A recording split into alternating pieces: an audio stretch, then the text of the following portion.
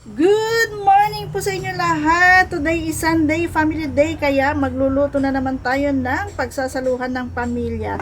At ang ating recipe for today ay paksiw na pata. Ayan, nagpapalambot tayo ng pata. Pangalawang pakulo na natin to. Yung kaninang pinakuluan natin, hinugasan natin yung pata at pinakuluan. Ayan, hinugasan ko kanina para matanggal yung mga dumi. At another pakulo na naman. Tsaka natin lalagyan ng ricados. So, okay na yan. Lalagyan na natin siya ng spices and everything. Ayan yung ating pata. Ayan. At ilalagay na natin yung kanyang mga ricados. Pagsamasamahin na natin yan ang ating bawang at sibuyas. Siyempre, pamintang buo. Konting asin lang. Konti lang muna. Mamaya na tayo magdagdag. Yung ating dahon ng laurel. Ayan. At syempre haluin. At pakuluan pa natin yan ng ilang minuto. Tsaka natin ilagay yung iba pang ingredients. Syempre takpan. At pagkatapos nga ng ilang minutong kuluan, ayan. Lalagyan na natin siya ng iba pang sangkap.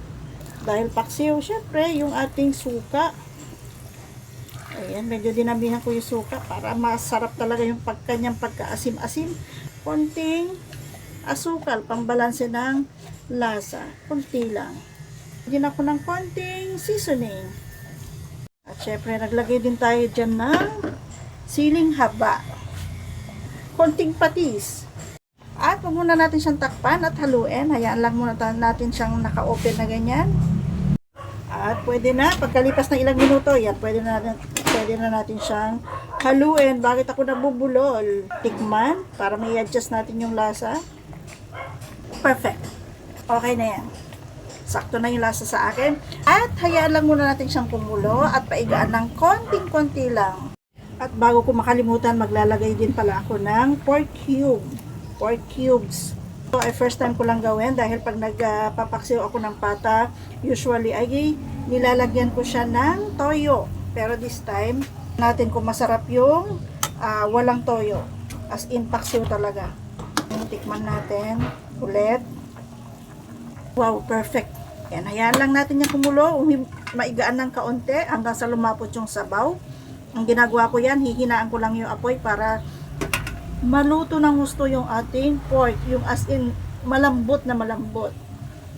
And check na natin yung ating paksiw na pata. Ayan, naigaan na siya.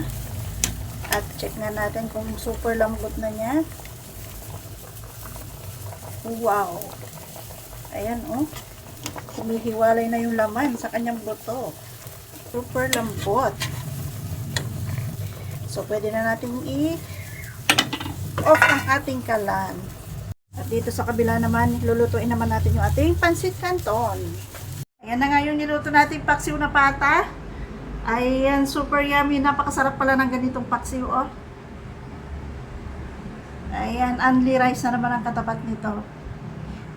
So, ayan, niready na natin dyan sa lamesa. Antayin na lang natin yung isang ulam para makapag-umpisa na tayong kumain.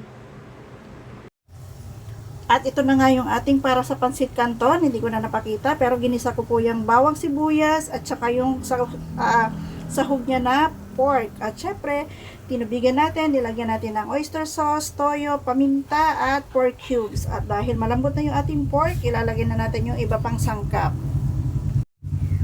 At syempre, ilalagay ko na dito yung ating gulay, yung carrots at bagu beans. Pinagsabay na natin yan.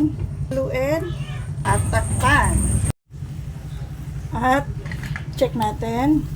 At dahil yung mga anak ko ay magkaibang gusto. Gusto ng iba pansit bihon, yung iba naman gusto ng pansit canton. So ang gagawin natin, paghahaluin natin ngayon yung pansit natin, bihon at saka canton.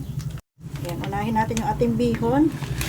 Pag nagluluto ako ng bihon, hindi ko na siya ibinababad sa tubig. Diretso na yan siya. Siyempre, lubog natin. At takpan muna natin ng ilang minuto. Ito na yung aming tanghalian, pansit canton. At syempre yung aking paksiw na pata. Ayan. That's it, everyone.